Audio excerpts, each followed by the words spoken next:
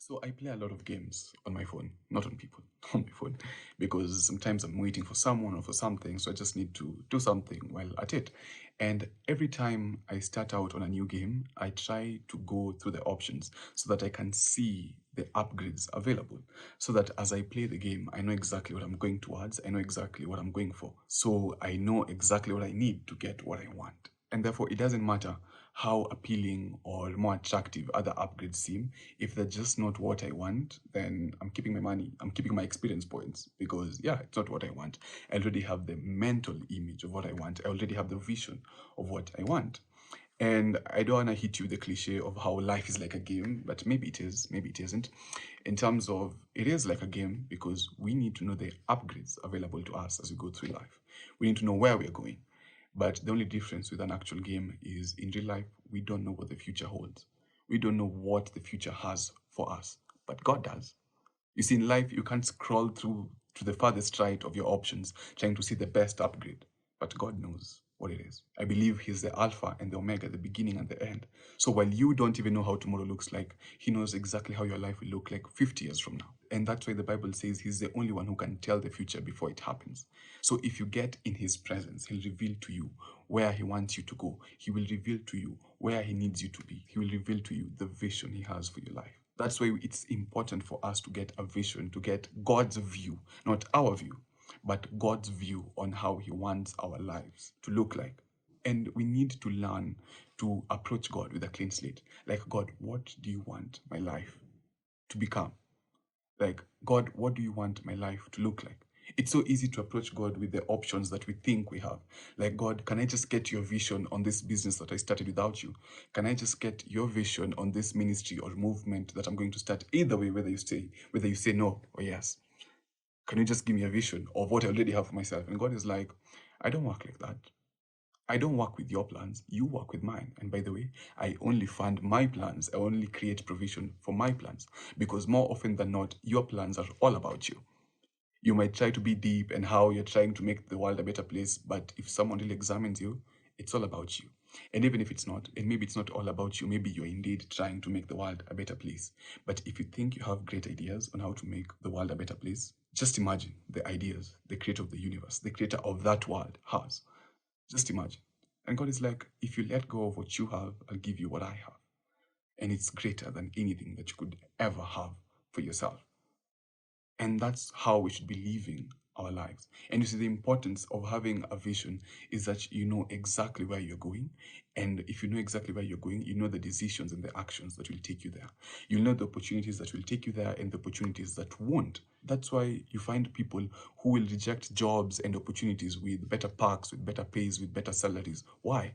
For the same reason that you can't be driving north if your intended destination is to the south. Because some things might be great ideas, some things might be great opportunities at the moment, but they will take you away from your purpose. And that's why the Bible says, where there's no vision, the people perish. Another translation says, where there's no vision, the people cast off restraint. The people run wild. In short, when you don't have a vision, you don't have a direction, anything can go. Anything is okay. Anything is permissible. Even me, I have things that I want to do, but I don't get to do because I know they will take me away from where God is calling me to. That's why it's easy to find people who are going nowhere fast because they have the speed, they have the resources, but they don't have the vision. And you all know if you don't stand for anything, you'll fall for anything. And isn't it funny how we have visions for the small stuff, but you don't have visions for the big stuff?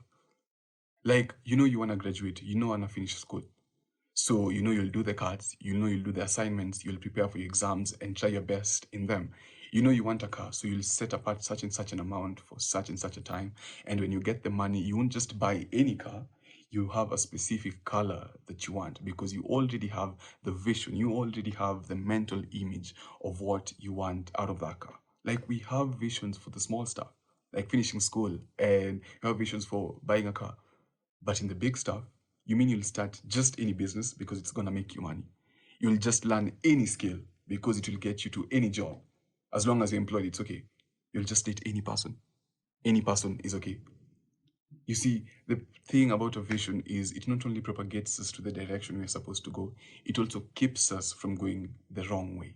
And sometimes we go the wrong way, not because we are bad people or not because we are not guided, but because there's no vision. There's no clear place that we are going to. And all I'm saying is it's only God who can give us that vision. It's only God who can get us there.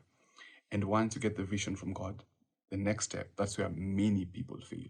That's where many people are unable to go on. Because once you get the vision from God, you need to take action. A vision from God, a revelation from God, should always be accompanied with action from man. That's why Abraham was willing to move away with his family without necessarily knowing where he was going, because he already had the vision from God.